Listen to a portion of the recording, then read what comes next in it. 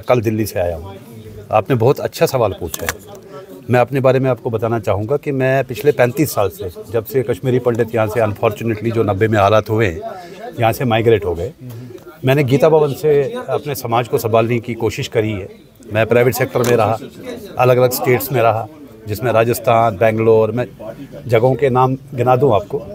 तो हर जगह मेरे अंदर एक ही जज्बा था कि मेरे को रिटर्न एंड रिहेबिलिटेशन, अपने समाज जो उन परिस्थितियों में यहाँ से मजबूरी में निकले उनको कैसे वापस लाया जाए। तो 2008 में हमने एक पॉलिटिकल पार्टी बनाई थी, क्योंकि हमारे को जितनी भी पॉलिटिकल पार्टी आज तक रही हैं, मैं कहता हूँ खासकर 2019 से पहले, जब बीजेपी सरकार आई उससे पहले जितनी भी पॉलिटिकल पार्टीज थी, उन्होंने एक कश्मीरी पंडित को एक वोट का बैंक समझ लिया और उसको हमारे को आज तक कश्मीरी पंडितों को यूज़ किया गया। जब भी इलेक्शन आए पिक्चरें बनी हमारे ऊपर, बहुत कुछ हुआ। आप लोगों से तो सबको दुनिया पता है, ये पब्लिक है, सब जानती है। तो उसके बाद मैंने एक पॉलिटिकल पार्टी हमने बनाई थी। कुछ हमारे लोग थे, पढ़े लिखे लोग थे, तो उन्होंने बोला कि हमारी आवाज़ पॉलिटिकल पार्टीज़ को तभी याद आती है कि जब इलेक्शन का टाइम आता है, चाहे वो जगती कैंप हो, चाहे नगरोटा हो, जहाँ से भी स्कैटर्ड कम्युनिटी है। तो 2008 में एक पॉलिटिकल पार्टी हमने बनाई थी, Jammu Kashmir national United front. मुद्दा यही था कि हम अपने पॉलिटिकल प्लेटफॉर्म नहीं है हमारे पास। तो मैंने 2008 में पहला इलेक्शन लड़ा था हजरतबल कॉन्स्टिट्यूंसी से against doctor Farooq Abdullah from the platform called Jammu Kashmir national United front, ये जानते हुए कि मेरी ज़मानत भी जब्त हो जाएगी, बट ये था कि आवाज़ हमारी कहीं ना कहीं हमारे सेंटर तक पहुँच जाए। उसके बाद 2024 में मैं दोबारा आया था, जब यहाँ पार्लियामेंट्री इलेक्शंस हुए, तो पहली बार मुझे पता चला कि यहाँ पे पहले 2019 से पहले गन टेररिज्म होता था। तब मुझे पता चला कि यहाँ पेन टेररिज्म भी है, जिसकी वजह से मेरा मतलब इलेक्शन लिस्ट में मेरा नाम ही लापता कर दिया। लेकिन फिर भी एज ए फाइटर मैंने उम्मीदें नहीं हारी। मैंने उसके बाद दोबारा अप्लाई किया और मेरा जो बर्थ प्लेस है रहना वाली जड़ीबल, जिसको आप बोलते हैं, पहले वो हजरतबल कॉन्स्टिट्यूंसी होती थी, अब वो जड़ीबल हो गई। मैंने दोबारा अप्लाई किया और मेरा वोटर कार्ड आ गया। फिर मैंने असेंबली इलेक्शन के लिए दोबारा नॉमिनेशन भरा, फिर वही दुर्दशा हुई मेरे साथ में।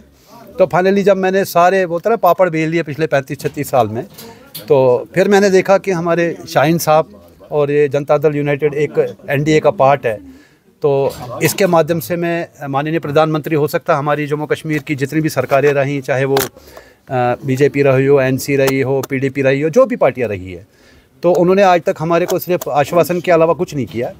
तो शाहीन साहब की जो मैंने बुलंद आवाज़ सुनी, तो उस चीज़ ने मेरे को अट्रैक्ट किया। तो मैंने बोला ये एक नेशनल पार्टी है, तो क्यों ना यहाँ पे आके, और जो कल मेरा पहला एक्सपीरियंस रहा जब मैं यहाँ एयरपोर्ट से पहुँचा, मतलब मेरे जो टीचर हुआ करते थे, प्रिंसिपल हुआ करते थे, मास्टर जी हुआ करते थे, तो मुझे लगा कि शायद 36 साल के बाद मेरे को प्रिंसिपल और मास्टर मिला है, और जिन्होंने मेरे को कल यहाँ से लेके सेक्रेटरीट से यहाँ तक दौड़ाया। और आज हमारे 6 लाख कश्मीरी पंडितों में खुशी का माहौल है कि हांडू साहब ने एक राइट पार्टी चूज़ की है और शाहीन साहब को चूज़ किया है। तो हमारी अपेक्षाएँ हैं कि हम जोड़ियों के माध्यम से हमारी जो अनसुनी आवाज़ है वो सेंटर तक पहुंच जाए। और मुद्दा क्या है कि जैसे हमारे यहाँ पे पीएम पैकेज के एम्प्लॉयज़ है, 6000 एम्प्लॉयज़ को यहाँ पे बली के बकरे की तरह बुलाया गया। उनके जॉब्स परमानेंट नहीं हैं, उनकी ट्रांजिट एकोमोडेशन अभी तक तैयार नहीं हुई है, चाहे वो जमन हो चाहे कहीं भी हो। उनकी जो जॉब है, शायद आप लोगों को भी ये सरप्राइज़ होगा, उनकी सुपर न्यूमररी जॉब्स हैं। सुपर न्यूमररी मतलब कि तुझ अड़हक, तुझ न permanent, you are not getting the benefits. और जितनी भी यहाँ पे एकोमोडेशन जंगलों में, पहाड़ों पे बनाई गई, उनको जो घर 4-4 मंजिल मकान, बगीचे, बगान छोड़ के गए हैं, उनको अगर आप जाओगे, मैं कोशिश कल करूँगा कि शाहीन साहब को लेके मैं पहले एक जमन जो ट्रांजिट का भी पिछले 4 साल से चल रहा है, लेकिन अभी तक पोजीशन नहीं मिली है, तो उस पर हम जाएंगे, कल विज़िट करेंगे। और भी जितने हमारे कैंप है, आप खुद ही वहाँ पर जाके देख लोगे कि किन कंडीशन में उनको वहाँ पर रखा गया है। अब आप जम्मू आइए, आप जगती के हालात देख लीजिए। जो यहाँ पे कुछ सिलेक्टेड जो बेचारे, जैसे हम बीपीएल बोलते हैं, या गरीब लोग हैं जिनको 13,000 रुपये का रिलीफ मिल रहा है, वो 2010 से अभी तक नहीं बढ़ाया गया। उसके लिए भी मैंने आवाज़ उठाई है शाहीन साहब के और जेडीओ के माध्यम से, क्योंकि आप देखो अब हर चीज़ की प्राइस बढ़ रही है, दाम बढ़ रहे हैं। हर घर में आज की डेट में अगर 13,000 रुपये में लोग नहीं बेचारे कर पा रहे हैं, तो उसके लिए भी हमने रिकमेंड किया है। पीछे शाहीन साहब एलजी साहब से भी गए थे मिलने के लिए, तो उनके थ्रू होम मिनिस्ट्री तक भी एक प्रपोज़ल गया है कि जो रिलीफ है, जिसको हम एएमआर बोलते हैं, तो उसको 13,000 से 25,000 किया जाए। तो बस यही एक मुद्दा था मेरा। कोई पर्सनल, ना मेरे को कोई एमएलए बनने का शौक़ है, ना मुझे कोई एमएलसी या कोई एमपी बनने का शौक़ है।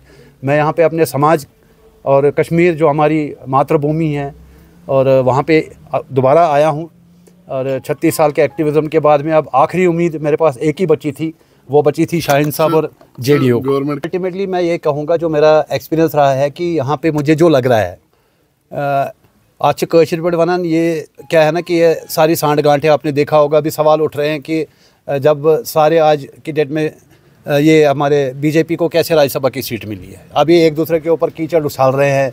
कशर पर ना मेरा रब, ये पता नहीं कि किसने क्रॉस वोटिंग करी है। अच्छा ना, मैंने कशर पढ़ी है, हम आम में सब नंगे हैं। इन्होंने आज तक कश्मीर, चाहे वो कश्मीरी पंडित हो, चाहे वो कश्मीरी मुसलमान हो, इन्होंने सिर्फ सेंटर के सामने, जैसे शाहीन साहब ने अभी प्रेस कॉन्फ्रेंस में भी बोला, ये अपने घर कैसे भरा जाए, सेंटर को कैसे लूटा जाए। आज मेरी भी उम्र अब 59 साल की हो गई है। जब कश्मीर मैंने छोड़ा था तब मेरी 22-23 साल की उम्र थी। बचपन से हमने यही देखा है कि इन्होंने अपने घर भरे हैं और यहाँ इन्होंने समाज में डिविजन्स क्रिएट किए हैं, समाज में दूरियाँ क्रिएट की हैं और आज भी ये बातें कर रहे हैं। आज मैं उमर साहब की बात है, जो राकेश हंडू जी है दिल्ली से, इन्होंने आज जेडीयू का दामन थाम लिया। इनको हमने स्पोक्स पर्सन पार्टी की तरफ से चुना गया है इनको, क्योंकि ये बहुत ही इंटेलेक्चुअल बंदे हैं, इनमें काफ़ी टैलेंट है। ये हमारे लिए खुशी की बात है, इन्होंने आज हमारी पार्टी का दामन थाम लिया। दिल की उम्मीद गहराइयों से हमने इनका वेलकम किया। फ़िलहाल देखेंगे, उसमें अभी हमारी कोर कमेटी में डिसीजन चल रहा है। हमारी कोर कमेटी से जो भी डिसीजन वहाँ से आएगा तो वो आपको बताएंगे। फ़िलहाल तो पार्टी हमारी ग्राउंड ज़ीरो पे काम कर रहे हैं, दिन ब दिन आगे चल रही है। हर किसी जगह पे विजिट्स भी हमारे होते हैं, आप देख रहे हैं शाहीन साहब भी हर जगह विजिट करते हैं। जहाँ से भी ग्रीवेंस हमें आती है या लोगों को कहीं प्रॉब्लम लगती है, हम वहाँ पे जाते हैं, उन प्रॉब्लम्स का सलूशन निकालते हैं। तो पार्टी तो अपना काम कर रही है। इंशाल्लाह कोर कमेटी से जो भी डिसीजन आएगा तो वो आपको बता दिया जाएगा।